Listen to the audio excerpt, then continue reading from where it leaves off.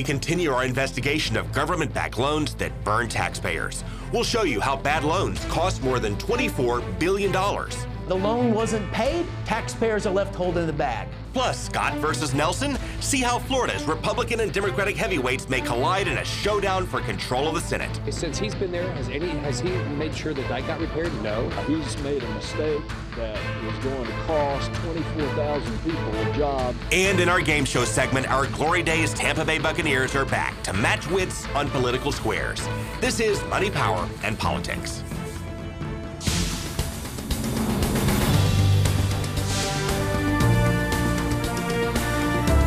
Well, Marissa, the Trump administration is promising some big changes, first off, for small business. Repeal Obamacare, cut environmental regulations, cut business taxes by 15%. The list goes on and on. Yeah, and the new administration may also want to reconsider how it gives out loans because the current system is costing us a fortune.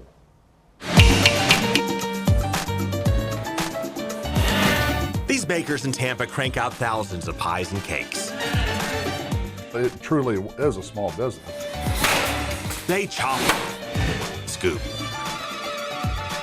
mix the batter, stamp the crust, and cook up what used to be rare holiday treats. I learned how to make my mom's pies, when I was 27, because I got tired of waiting for Christmas, Thanksgiving to come and go. Mike Martin started by baking for neighbors and selling pies from his car. I had one employee, me. But he expanded, and with help from a government-backed loan, he now ships his pies to stores and restaurants across the nation. Without the SBA loan, we would not be here. SBA loans are supposed to help mom-and-pop businesses like Mike's Pies. But we discovered that's not where a lot of those small business loans are going. The city of Beverly Hills maintains its world-renowned reputation. There was $124 million that flowed into zip code 90210, and that's Beverly Hills, California. It was their Bentley auto dealer, their Botox beauty clinic. It was $4 million to their exclusive diamond brokerage. And that's just the start. Public records show our government is granting special loans at reduced rates to some of the most successful companies in the nation, in effect subsidizing big fish that compete against the little guys. And taxpayers assume the risk, meaning we pay for it when their ventures fail. $1.5 million flowed into the Lamborghini auto dealer. That was a reduced rate. Taxpayers had the risk on that loan, and then the Lamborghini auto dealer went out of business, and the loan was charged off. Over the past 10 years, Adam Andrzejewski's watchdog group opened the books, found $27 billion in charge-offs. In other words, that's how much we got burned. The loan wasn't paid, taxpayers are left holding the bag. Meanwhile, many of the successful small business loans wind up feeding big business. Since 2007, 10 Fortune 100 companies and their affiliates scored more than $250 million in reduced rate, taxpayer-backed small business loans. That includes divisions of Chevron, Exxon, Ford, and General Motors. So my administration supported record amounts of lending to small businesses through the SBA. President Obama ramped up SBA lending to jog the economy, pumping guaranteed loans into blue-chip companies, private clubs, and large investment houses, along with the mom and pops. Before you look at welfare for the poor, I think you need to look at corporate welfare and eliminate things like that, where taxpayers are being put on the hook to divert money to businesses and individuals who are very well off and can afford it themselves. It's just the rich get richer, and they find the loopholes to work the system.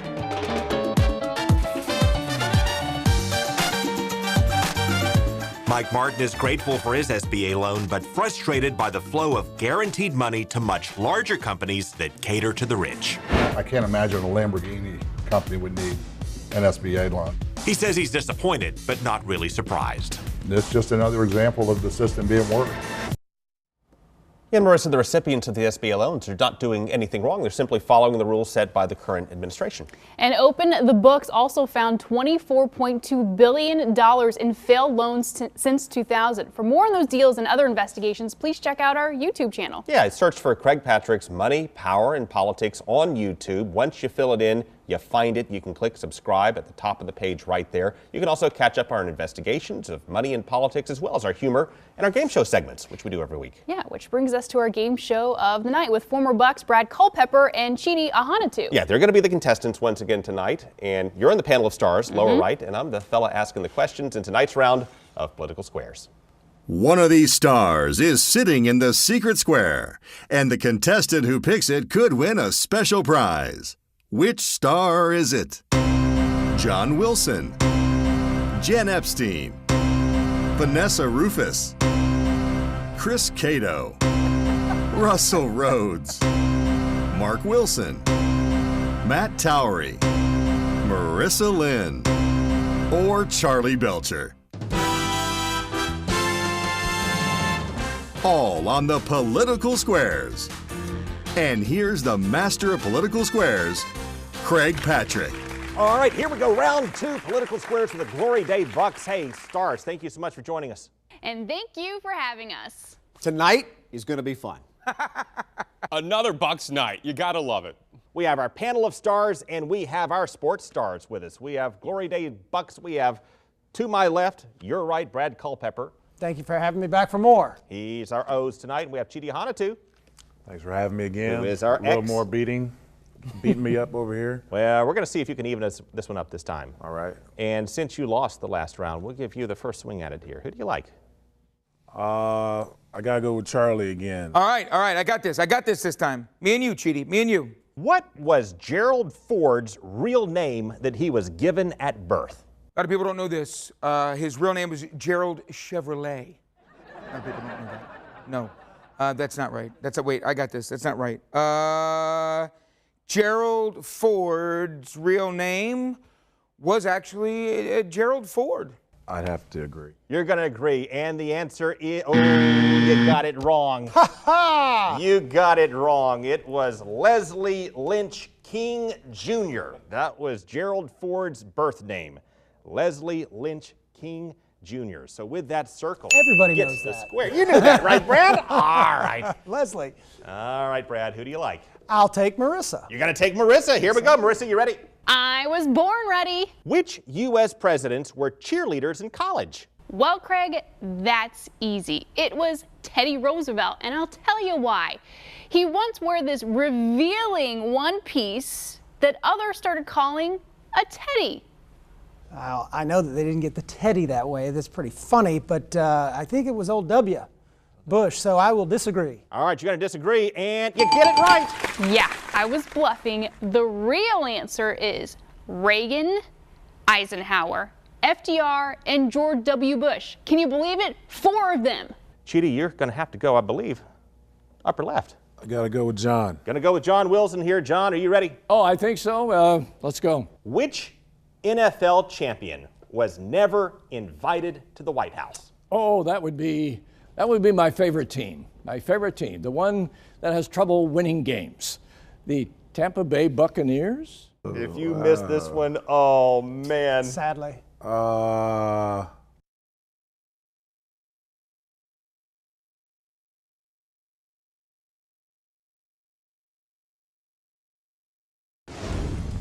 Hold the phone. Did the world champion Bucks really get snubbed by the White House? And will Chidi Hanatu miss a big question about his own team? We have some surprises lined up in this stunning conclusion of Political Squares.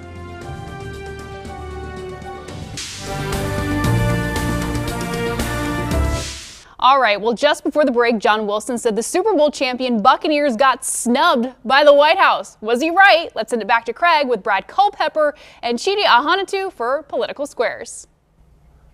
I agree. You agree, and the answer is it's the Bucks. You got it. I think I There knew you go. that.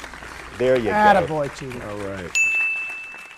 Who's up? Let me get old Russell. Who said politics is the second oldest profession, but I've come to realize it bears a close resemblance to the first? That was Ronald Reagan. Ronald Wilson Reagan. It's a tricky one. That is. Is he bluffing you? I think he is bluffing me. I'll disagree. Going to disagree, and the actual answer was Ronald Wilson Reagan. He was not bluffing you, and with that, Chidi X gets the square right there. I think I'm going to go with Jen. Going to go with Jen Epstein. All right, give me a good, serious political question. I'm ready. Where does the term shag originate? Everybody knows that. It's Austin Powers. Yeah, baby, yeah. Oh, I know this one. It's JFK, John Kennedy, because he saw a rug in the Lincoln bedroom. looked at it and was like, "That's shagalicious," and it kind of took off from there. I just can't see him saying that, Can't see him saying so I have to disagree. Yeah, you got that one right. You got that one right. All right, I was bluffing again. It was Thomas Jefferson. He used it in a legal proceeding. Brad, what do you see? It looks like I'm going with Vanessa. Gotta go with Vanessa here for the block. This is it. This is it. We can go home, right? Who said, "I have left orders to be awakened at any time in case of a national emergency, even if I'm in a cabinet meeting"? I'm going to go with Jeb Bush, I guess from back when he was getting attacked for having low energy. Agree or disagree? It makes it sound like somebody who was in the presidency. And not someone aspiring to get there. Correct.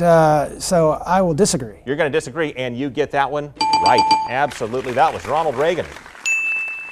Let's go with Mark. Gonna go with Mark here. Mark, this is a big one here. All right, a lot on the line here tonight. George W. Bush referred to Hillary Clinton as what? Well, he didn't mean for this to get out, but it was the devil wears pantsuits. George W. would never say anything like that, so I would disagree. Disagree. He would, but I don't think he did. He did not. He referred to Hillary Clinton as his sister-in-law, referring to the close friendship that he has developed with Bill Clinton, like brothers. There we go. Brad, what do you see? I'll go with Chris. Gonna go with Chris. And there you go. He's the secret square tonight. This one is a big one, so if you get this one right, not only do you get a block, but you also win a special prize. You're going to love the prize. True or false? William Taft had a rather embarrassing moment in the White House in which he got stuck in a bathtub and had to be hoisted out. That, sir, is false. Taft actually wasn't heavy. He was just drawn that way. And at the time, the White House didn't even have a bathtub. I will disagree and believe that it did happen. And it did, in fact, happen. And you get this one, and you get the secret square. All right, I'm a big Taft fan. Not many people know that. You? Not many fans. You've just won the Political Squares board game. Hours of fun for the whole family. Oh, that's awesome. Betamax would be Betamax, that's going to be best. some fun viewing. Yes. Okay, here we go, Chidi. That's the last square on the map. Now, in this situation, whoever gets the most squares will be the winner. So it all comes down to this. It's you. Oh, it's Matt Towery. My buddy Matt again. Who was the only politician to ever beat Barack Obama in an election? Bill Daley. I believe that I disagree. You disagree, and with that, you are correct. It was Bobby Rush. Bobby Rush, the only fella to beat Barack Obama in an election. So that's 5 X's to 4 O's. That makes Chidi the winner. Round 2. All right. There you go. All right, thank you so much for joining us, Squares. Thank you. We will see you again next week.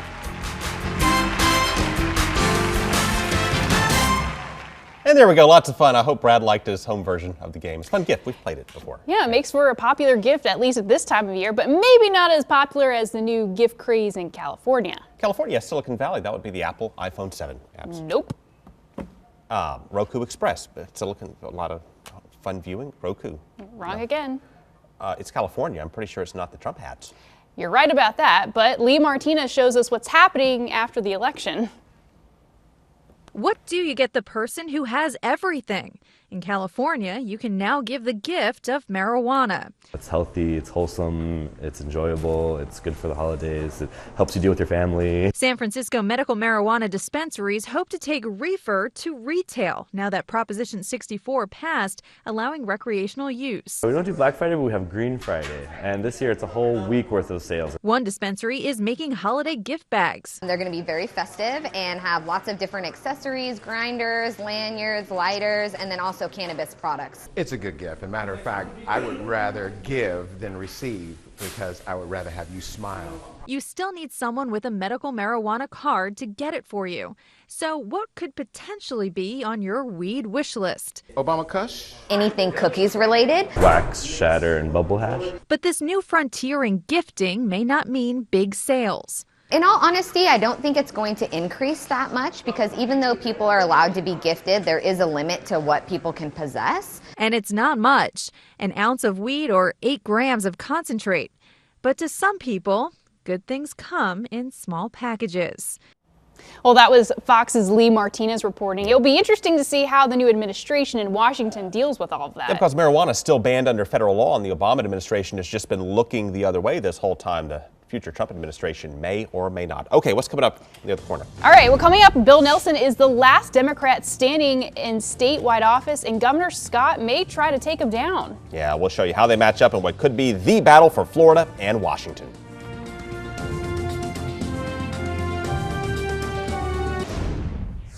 Well, Governor Scott has been hammering Bill Nelson for quite a while. And he's thinking about running against him in 2018. Evan Axelbank shows us how they match up and what's at stake. Rick Scott versus Bill Nelson, a heavyweight bout fit for Florida. A diehard Democrat versus a dead red Republican. They've already gone at it over high-speed rail.